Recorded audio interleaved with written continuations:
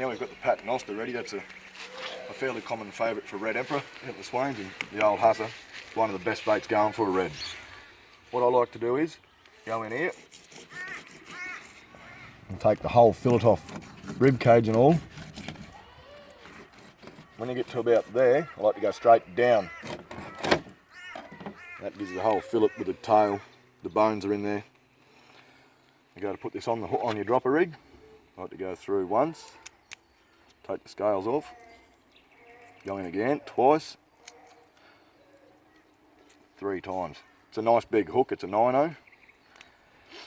And that there is your bait ready to go for a nice big red emperor.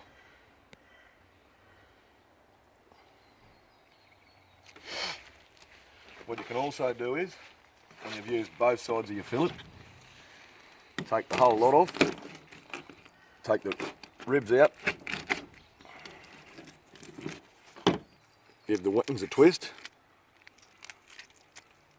They're also a great bait for big reds.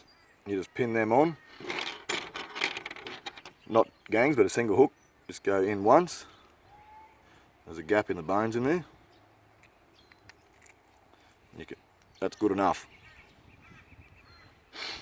We've got the head still left. It's a bit tricky, this one. Find the centre. Don't be careful not to stab yourself. Cut down. Go on breaking the jaw bones.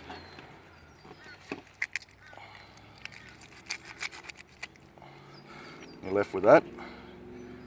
Sit again and split it long ways.